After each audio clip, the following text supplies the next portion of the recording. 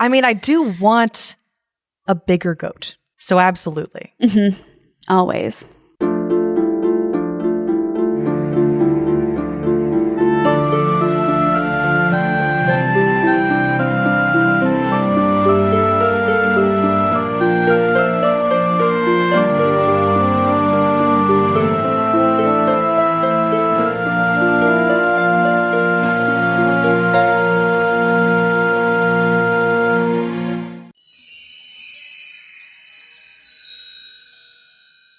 How are you doing today? Oh boy, I'm doing great, actually. I had a really nice day. Good. Steven got up and walked the dog this morning, so I actually got to sleep in. Ooh, nice. Which was really nice. And I played Assassin's Creed Valhalla for a good chunk of the day and took notes on my Fairytale. Very nice. I had a lovely time. I had a lovely day. And now I get to hang out with you and talk about fairy tales. So I'm in a great mood. Sounds good to me. I'm glad you're in a good mood because I am not. I'm really grouchy. I already talked to Abbie about this before we started recording, but I'm just in a foul mood. Not for any like particular reason. It's just one of those days. I think I'm just tired. Mm-hmm. My sleep schedule is all off. Completely wonky. So I think I slept in too long today. Mm-hmm. Do you ever like get those days where you wake up and you sleep in, you have breakfast, and then you want to take a nap right after you have breakfast? Yes. You're like already tired again? Yeah, absolutely. I get the overslept sleepies a lot where now my body is just in sleep mode and that's all it wants to do for the rest of the day. It happens to me a lot if I get 10 hours of sleep. Yeah, that's what I did. And I didn't take a nap. I didn't let myself sleep. I cleaned a lot today. So now you're You're just really grumpy about it. But I'm very aware of it. So that's okay. I'm trying to be nice. We're alternating cranky days because I was cranky 2 episodes ago. You know, sometimes you just have cranky days and that's okay. Fine. I'm a little nervous. I'm really excited. We picked out some really special fairy tales today. We collaborated.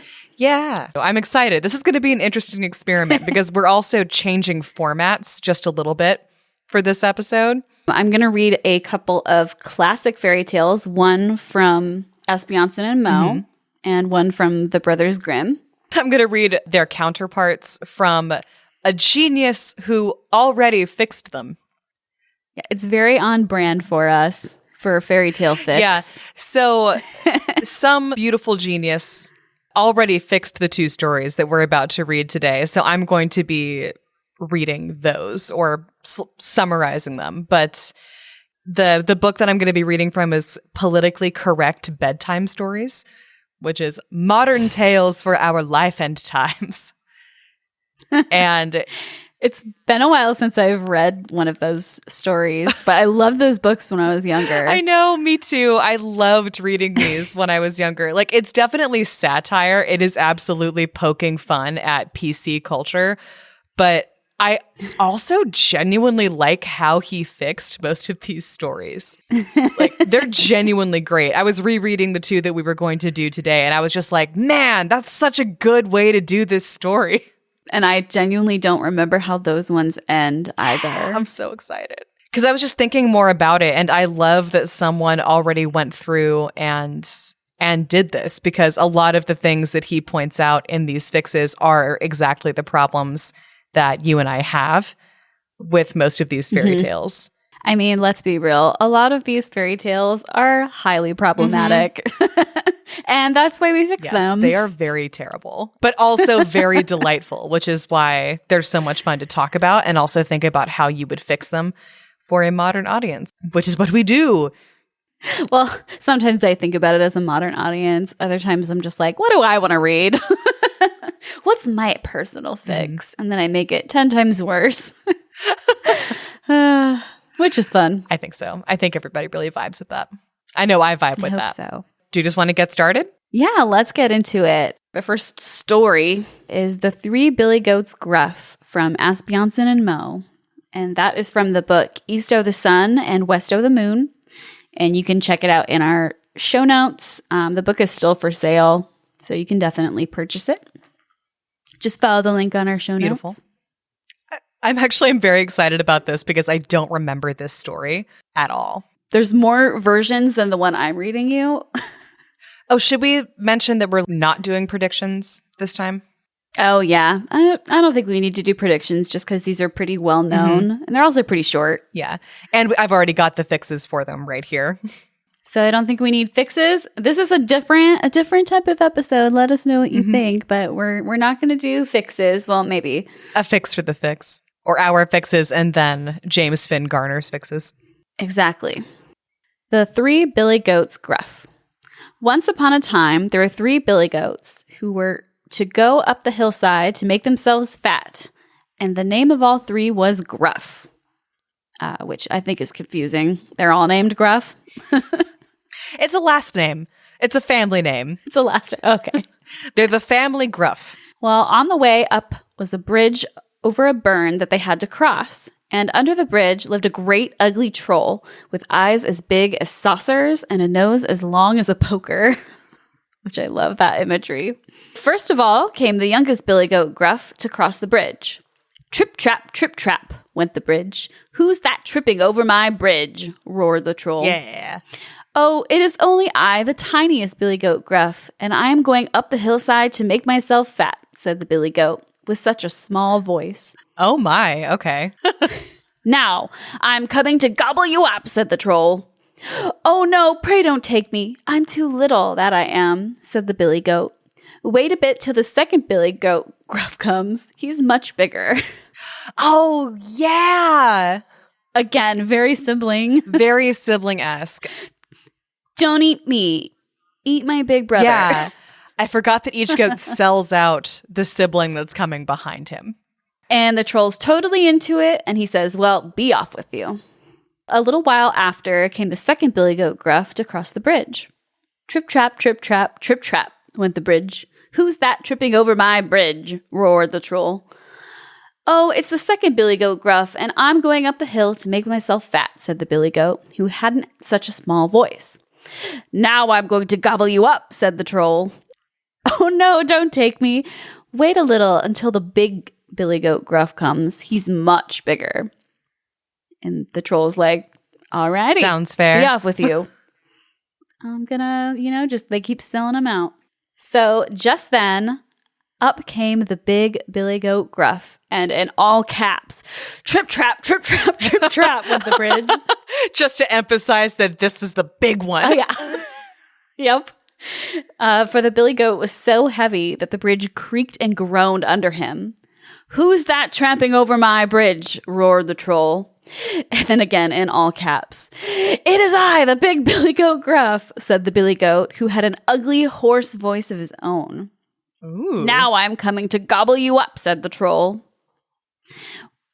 So the big billy goat says, well, come along. I've got 2 spears and I'll poke your eyeball out your ears. I've got besides 2 curling stones and I'll crush you to bits, body, and bones. Nice. That's a cool little poem. He was prepared, I think. Yeah. The billy goat flew at the troll and poked his eyes out with his horns and crushed him to bits, body and bones, and tossed him out into the burn. And after that, he went up the hillside. And there with the billy goats, they got so fat they were scarce able to walk home again. And if the fat hadn't fallen off them, why, they're still fat. And so, snip, snap, snout, this tale's told out. The end. Oh my God. They said fat a lot at the end of this. The billy goats gotta eat. They do. That's true. They do indeed. Okay. It's funny. I actually didn't realize this one was an Asbjornsen and Moe story. I was looking for it in the Brothers Grimm book. Really? So that was a little bit of a surprise to me. I also thought it was a Brothers Grimm story. I'm trying to think of how that one's going to be made politically correct. I will just tell you how they make that one politically correct. Weirdly, I'm think making it politically correct made it longer. So they form a club against the troll, or just the troll? Just you wait. Okay, so first, a little background, because I want to give James Finn Gardner his due.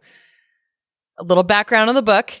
It was published in 1994 by James Finn Gardner, who was a Chicago-based satirist. And the book is called Politically Correct Bedtime Stories. He also published a few other very funny books like Politically Correct Christmas Stories and Once Upon a More Enlightened Time. I also, when I was kind of digging, like I was poking around on his website, and apparently in 2012, he wrote another book called Tea Party Fairy Tales, which is supposed to save children from the socialism that he promoted with his earlier books. Can you tell that it's politically correct from the 90s and not like today? That is one of the things that I also wanted to mention about this book is just a little disclaimer. The whole purpose of this is to tell these stories in a way that they couldn't possibly be offensive. But there's actually some very outdated forms of PC-ness in here that actually are offensive by today's standards. That said, I highly recommend this book. It's one of the funniest things I ever remember reading as a child. I absolutely loved it because it did take a lot of the problems that I have with classic fairy tales and definitely fixes them. I also have a funny story about the story that I'm about to read that I hope my mom is okay with me telling. I think I've told Kelsey this story before, but I think it's always worth telling again. She tried reading the story. The version in this book is The Three Codependent Goats Gruff. And my mom tried reading this story to her church group, who were, all a bunch of very lovely people in their way, but very serious, often sanctimonious, white, Quaker, hippie, PC culture to the max, to the point where they started using it as like a weapon against each other. And she thought this story was really funny because it kind of is mostly poking fun at those kinds of people. And she was trying to kind of rib them a little bit. And they were very upset with her and did not forgive her for a long, long time. So, so be warned. Be warned, but also enjoy, because I do. Here follows the story of the three codependent goats Gruff. So the story starts off basically the same, except we actually get more detail on where the goats live and why they live there. There's still three goat siblings named Gruff, and they're all very close. And they live in a lush green valley in the winter, and in the summer they travel up to a different pasture in the mountains so as not to overgraze their valley and to keep their ecological footprint as small as possible. They're very responsible goats, and they care about the environment. Well, you're not going to love them for very long. So, like in the original, they have to cross a bridge over a chasm to get to their summer pasture. And so the first goat, who the book says was the least chronologically accomplished of his siblings and thus had achieved the least superiority in size, goes to cross. I know. And so lo and behold, a troll leaps up onto the bridge. This was the interaction. Over the railing and onto the bridge leaped a troll, hairy, dirt accomplished, and odor enhanced. Yah! Odor enhanced. Intoned the troll. Yes, odor enhanced. And dirt accomplished. Yah! I am the keeper of the bridge, and while goats may have the right to cross it, I'll eat any that try. But why, Mr. Troll? Bleated the goat. Because I'm a troll and proud of it. I have a troll's needs, and those needs include eating goats, so you better respect them, or else. Sounds fair enough, I guess. I don't know what the or else is supposed to mean, because he is saying that he is going to eat you. So what is the... It's like, let me eat you, or else? Or else you don't? Or, I don't know. Yeah, I'm not sure what that's supposed to mean, but it's fine. The goat was frightened, and he says, certainly, if eating me would help you become a more complete troll, nothing would please me more. But I really can't commit to that course of action without first consulting my siblings. Will you excuse me? Oh, that's and funny. he runs back into the valley. So what I already like about this fix for the Billy Goat's Gruff is that he doesn't sell out the sibling behind him. He goes and he runs back into the valley to confer with his siblings. I do like this fix very much. Me too. I like it a lot. So then the next goat, and this one is more chronologically advanced than his sibling and enjoys an advantage in size. Although the book does note that this does not make him a better or more deserving goat. I love that. Me too. So true. It is true. The thing is like he's making fun of PC people, but I actually also really appreciate these notes about how just being a larger, older goat does not mean that you are a more deserving fellow. I do too. I appreciate it. I like it. It's so true. It is so true. So this new goat tries to cross the bridge, and the troll repeats the process, this time with the goat making the excuse, I have a very close family, and it would be selfish of me to allow myself to be eaten without asking their opinion. I have respect for their feelings, too. I would hate to think that my absence would cause them any emotional stress. That's very thoughtful. It is very thoughtful of this second goat. And the troll just screams, fine, go then. And the goat promises to come back as soon as they reach a conclusion because it's not fair to keep the troll in suspense about it. And the troll heaves a big sigh and goes like, you're too kind. Fine. So at this point, the troll is getting really impatient. It is, after all, his right to eat one of the goats, damn it. To be a more complete troll. You understand. Everyone deserves to achieve like the pinnacle of their selfhood.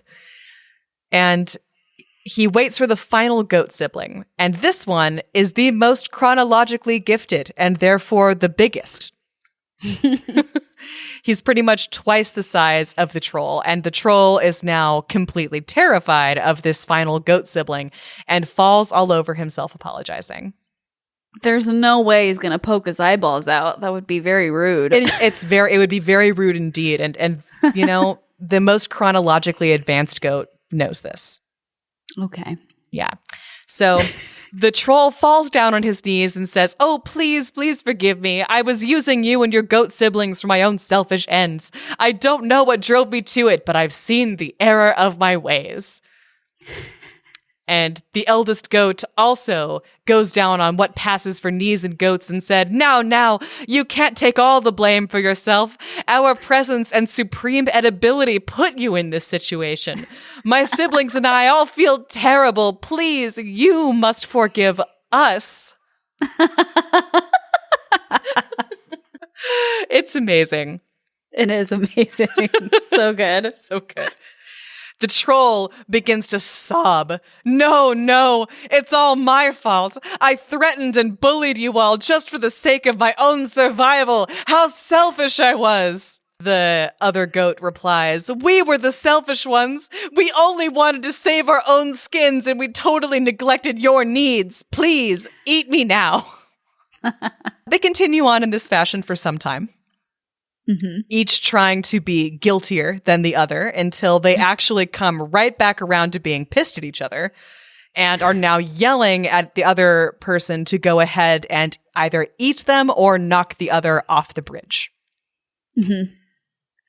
Look, said the goat, rearing to his full height, no one is going to take away my blame for this, not even you. So eat me before I pop you in the nose. And the troll says, don't play guiltier than thou with me, Hornhead. Hornhead, you smelly hairball, I'll show you guilt. And with that, they wrestled and bit and punched and kicked as each sought to don the mantle of blame. Eventually, the other two goat siblings hear the commotion and come to check it out. They see what's happening, and not wanting to fail to accept their share of blame for this, they also join the fray. Well, unfortunately, the bridge is not constructed to carry all of their weights, so it snaps, and they all fall into the abyss. Into the abyss? Yes, into the chasm. I don't know why I was imagining it like a little creek or something. I think in the original story it is, but this book says chasm. Aw. And on their way down, they each felt relieved that they would finally get what they deserved. Plus, as a bonus, a little extra guilt for the fate of the others. The end. I'm trying to imagine somebody getting mad at that. It's just obviously satire. I love it. It's wonderful. Yeah, it's obviously satire, but when you read stories like this to people who have no sense of humor, yeah, especially no sense of humor about themselves and the way that they kind of operate and move through the world, definitely. Then it's not a very funny story, because this is directly roasting. This is definitely like a story that's directly roasting people who take the performance of allyship too far. Yes, totally. Performative allyship is exactly this the story. Right description for that. Where it's just like, no, I want all the blame. I want all of the attention. Everybody focus on me and my guilt about this situation and how I oppressed this or that person.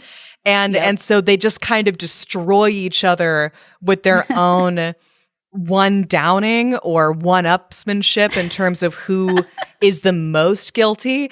And the people that my mom went to church with did not find that story amusing, because they are exactly those kinds of people in terms of like how they flagellated themselves over the environment or what have you. So yeah, I want to know what you guys think of, politically correct bedtime stories. Is that your jam? Do you hate those stories? Like, how do you feel about them? Tweet at us at Fairytale Fix Pod.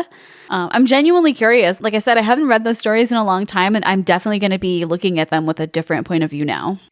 As culturally we should be, everything changes the more time goes on, and the more we're changing our views on what politically correctness means. And yeah. It's actually a really interesting subject for me. I think that stuff is really cool. Yeah, as culture continues to evolve and we continue to talk about difficult subjects and continue finding different ways to talk about difficult subjects in a way that doesn't completely obscure the point, or I guess not even the point, but like completely obscures the purpose of what we're trying to do with changing our language and changing our patterns of behavior around the stuff that we do as a culture that's really fucked up. Did you have any fixes for it? Fixes for the fix? Yep. No. Nope, not for this one. Yeah, I thought it was great. This was just perfect. It's one of my favorites from this book. It's just so perfect and it's so funny. I like the original Billy Goat's Gruff too, because it's very, I don't know, I like them tricking the troll. Yes, I like that the goats are clever in the original. And I don't know, I'm just a sucker for fairy tale violence. I thought it was funny when he pokes his eyes out with those horns. I remember I was reading that at breakfast, just kind of poking through the book, trying to figure out which fairy tale I was going to read you like a couple weeks ago. And I read it to my husband over breakfast because it made me laugh so much. It's just so awful. It was like, oh my gosh, who tells their kids this kind of story? Yeah, that was more violent than I remember. Yeah, the story it is from an older Asbjornsen and Moe book, so maybe I'm sure there's more cleaned up versions. Yeah, that must have been what I read as a kid, because I remember the ending of that story being the oldest goat like butts the troll off the bridge, and he falls to his death in a very like a very bloodless Disney villain sort of way. Yeah, and he poked his eyeballs out and crushed his bones and body to bits. Man, I love that a lot more. That little rhyme was not included in the version I was read as a child. I got a lot of fixes for my next one. Oh, I bet. Rumpelstiltskin is highly problematic. Highly. Oh, boy. Boy, oh, boy, oh, boy. Definitely got fixes for that. I am really excited to hear Rumpelstiltskin again, because I haven't heard the original version in a long, long time. Kind of like with the Billy Goat's Gruff. So yeah, and this one I'm reading from the original folk and fairy tales of the brothers Grimm. I do have the a later edition version. But I figured I would read the really old version because it's going to compare a little bit more nicely, I think, to the politically correct version. Probably. Which I'm excited to hear because reading this, it's been a while since I read it too, and it makes me very mad. It's so problematic. Okay, let's get into it. Lay it on me. Rumpelstiltskin. Once upon a time, there was a miller who was poor, but he had a beautiful daughter. Now, one day, he happened to talk to the king and said, I have a daughter who knows the art of transforming straw into gold. He just happens to talk to the king. Yeah, and he just happens to tell a huge lie about his daughter. Yep. That is very likely going to end in her demise. Yeah. Fuck this miller. The king had the miller's daughter summoned to him right away and ordered her to spin all the straw in a room into gold in one night. And if she couldn't do this, she would die. Thanks, Dad. Yeah, what the fuck? I'm imagining he was just like totally bragging and didn't think the king would ever, call him out on it. Yeah, like he wanted to impress the king or something. I actually like this. The politically correct version has a reason why he started spreading that rumor, but we'll get there. Also, excited. This king sucks. Yeah, what an asshole. If you can't perform this impossible task based on what your dad told me, yeah, I'm going to kill you. Yeah, so horrible fairy tale parents. Here they are. And horrible fairy tale monarchs. How pissed do you think her mother is at her father for lying to the king? Her mother's dead. Her mother's dead for sure. That's probably true. This would never have happened if her mother was still alive. So she was locked in the room where she sat and wept. For the life of her, she didn't have the slightest inkling how to spin straw into gold, which why would she? And all of a sudden, a little man entered the room and said, "What will you give me if I spin everything into gold?" Well, holy shit, probably anything you want. Anything at all. Yep. So she took off her necklace and I would like to live, please. Yeah, I'll give you anything. So she took off her necklace and gave it to the little man, and he did what he promised. And the next morning, the king found the entire room filled with gold. But of course, this made his heart grow even greedier. And he locked the miller's daughter in another room full of straw that was even larger than the first, and she was to spin it all into gold. Then the little man came again, and she gave him a ring from one of her fingers, and everything was spun into gold. So he seems pretty cool so far. He's at least useful. That's fair. A necklace, a ring, necklace, for your life. He's helping out. The king is still being a douchey, greedy bastard, but I'd be more like, can you get me the heck out of this room and away from my father in this You kingdom? seem pretty magic. You seem pretty magical. Is there I feel like the king's just going to be keeping me on retainer if he thinks I'm spinning straw into gold. Yeah. Yeah. Oh, God. I hate the... Go on. Yeah. So, however, on the third night, the king had her locked again in another room that was larger than the other two, filled with straw. And he said, "If you succeed, you shall become my wife," he said. And she says, "No, thank you." Yeah, I mean, why? Why? Because he's a greedy old bastard. So the little man came in again and said, "I'll do everything for you one more time, but you must promise me your firstborn child that you have with the king." And here we get to where he's being unreasonable now. Yep. Basically, none of the men in this story are reasonable people. They're all trash. The king is still the worst. So out of desperation, she promised him what he wanted. And when the king saw again how the straw had been spun into gold, he took the miller's beautiful daughter for his wife. Yay. Yay. And she, I guess, was probably pretty scared of this guy because he does keep threatening to kill her. So. Yeah. What a dick. So soon thereafter, the queen gave birth, and the little man appeared before her and demanded the promised child. However, the queen offered the little man all that she could and all the treasures of the kingdom if he would let her keep her child. But it was all in vain because he was the worst. Does it say that in the text? It does, actually. He was the worst. In my version, Yeah. like he, period, was, period, the, period, worst. Period. Exclamation mark. Exclamation point. Question mark? Oh. No, there's no question. Yeah, that's just awful. And what do you want with this kid? I just want to know what he's going to do with the kid. Like, He wants to be a parent very, very badly. very scary. He wants to fairy-tale raise creature. a little sorcerer boy. He's obviously a fairy. Yeah, it does say he's a little man. So Mhm.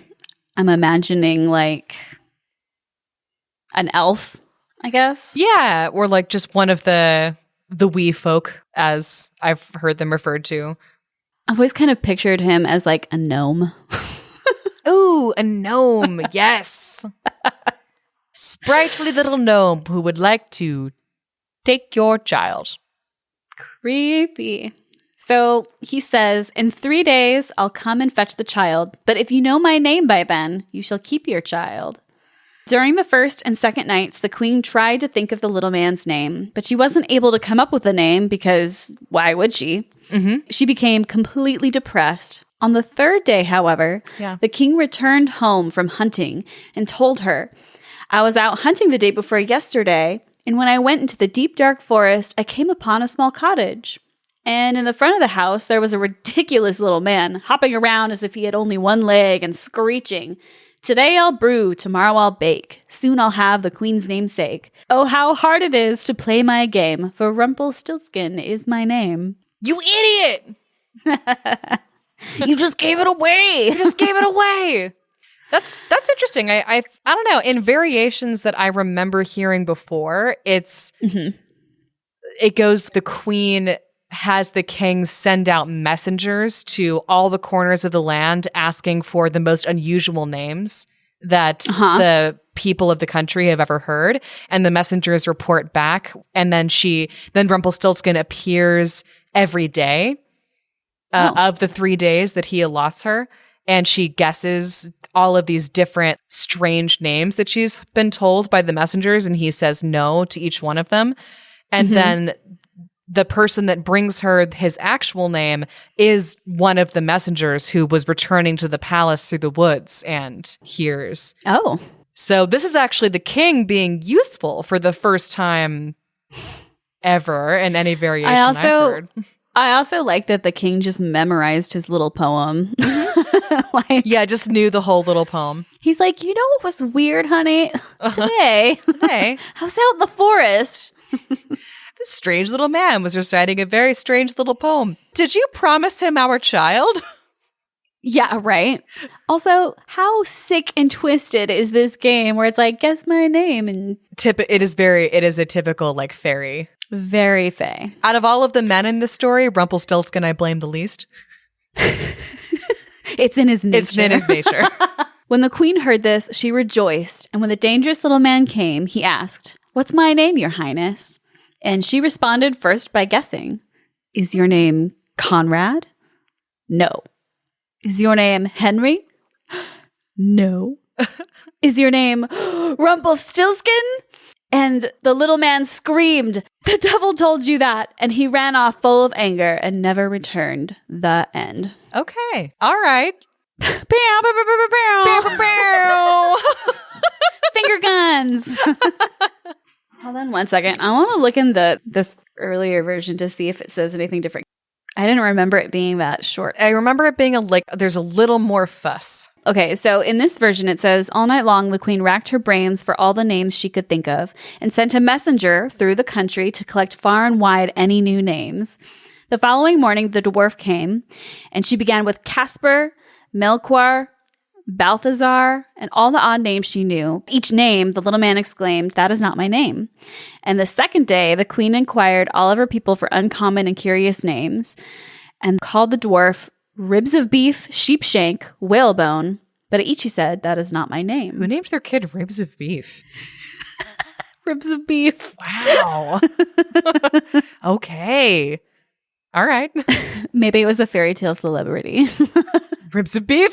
I love it. I like okay. Sheepshank. Sheepshank is good. So, and the third day, the messenger came back and said, I have not found a single new name, but as I came to a high mountain near the edge of the forest where foxes and hares say goodnight to each other, I saw there a little house, and before the door a fire was burning, and round this fire was a very curious little man who was dancing on one leg, shouting, Today I stew, and then I'll bake. Tomorrow I shall the queen's child take. Ah, how famous it is, nobody knows that my name is Rumpelstiltskin. That one didn't even rhyme all the way. Not even trying. But yeah, you were correct. She had messengers sent out. Yeah, that is the version that I remember hearing the most often. Which book, by the way, is that? So this is Grimm's Fairytales. It is one of the Barnes & Noble classics. Mm-hmm. Okay. So I'll add that one to the show notes too. I do think I prefer this book, this version. I've had this one since high school. Yeah. It seems to have the longer, fuller versions. Yeah, it has a little more interesting story to it most of the time. The first edition copy that we got is like, it's fun to look at the difference about how the story evolved over time. But those were like the original shorter versions of the stories that the Grimm's brothers took down. I like reading the different versions, though. It's very fun. Yeah.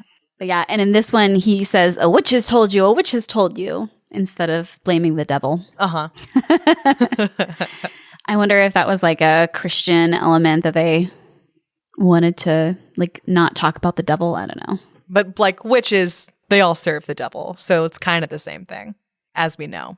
So I haven't ever seen any Rumpelstiltskin like movies or anything, but there is that TV show Once Upon a Time has a Rumpelstiltskin character. That name is very hard to say.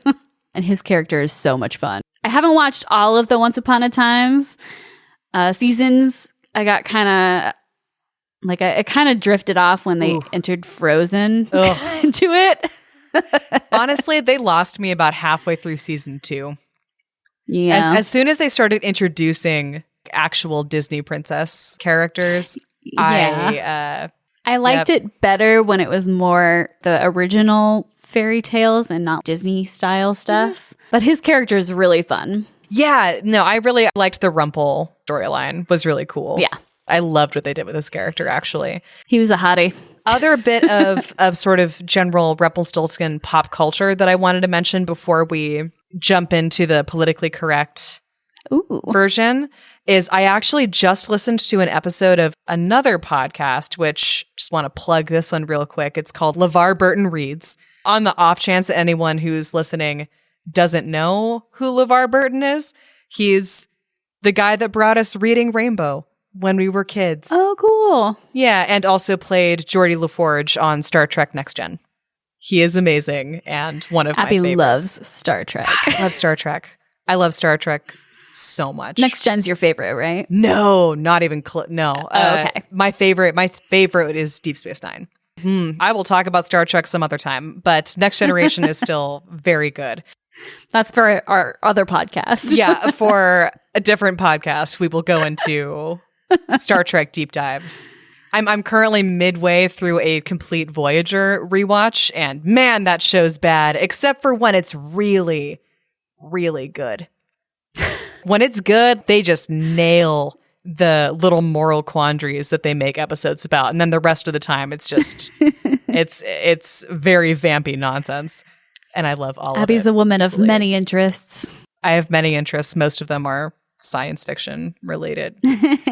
Anyway, if you don't already subscribe to LeVar Burton Reads, it is Reading Rainbow for adults, and I highly recommend it. Basically, he just reads you short stories that he likes. Awesome. And one of the ones that he read it's called Little Man by Michael Cunningham, and it basically is Rumpelstiltskin from the point of view of Rumpelstiltskin.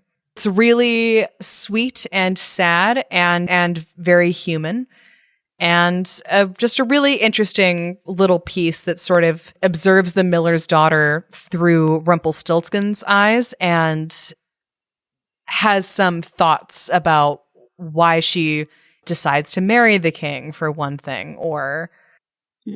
Well, I mean, she was terrified for her life, probably.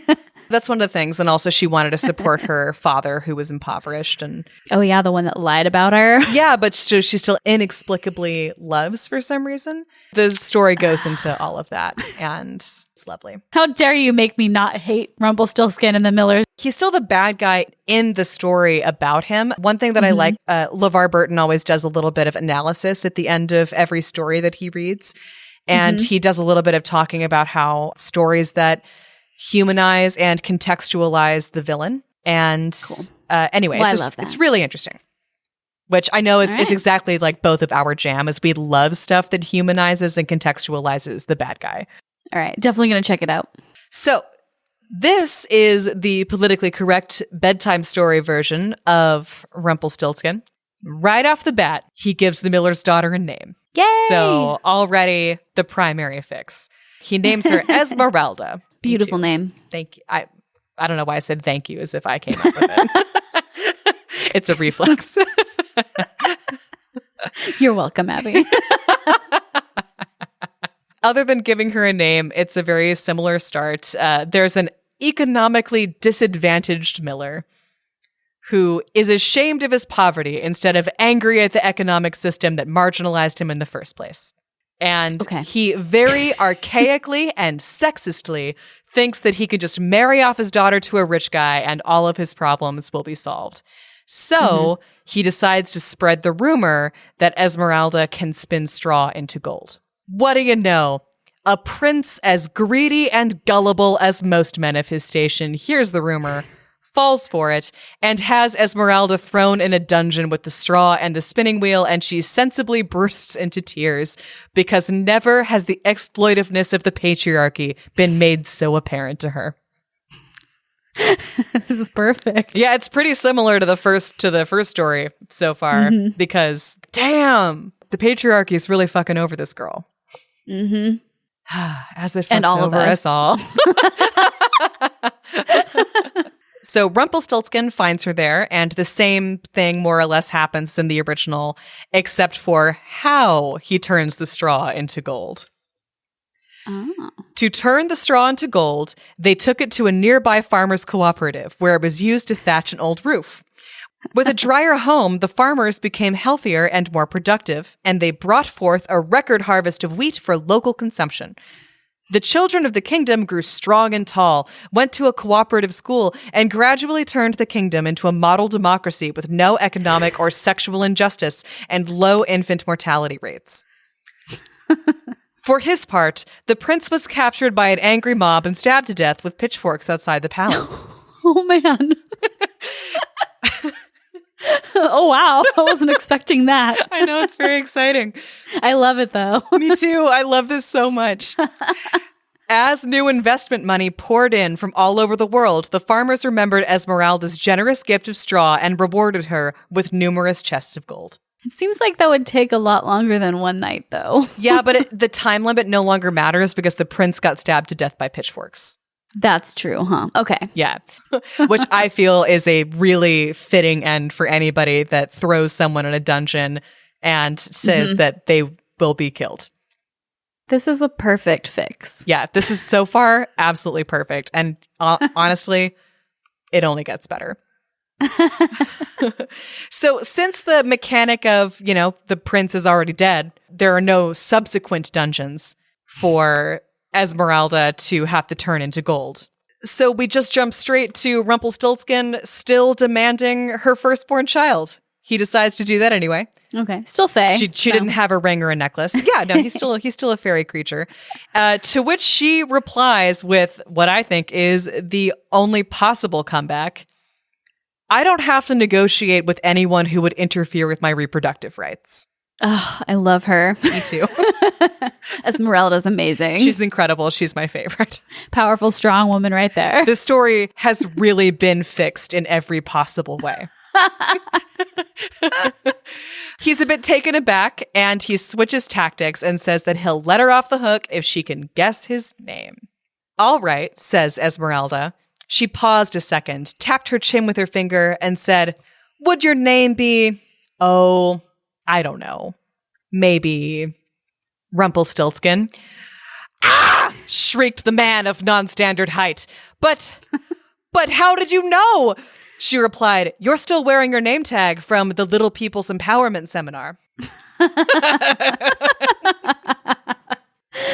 I know. Amazing. Gotcha.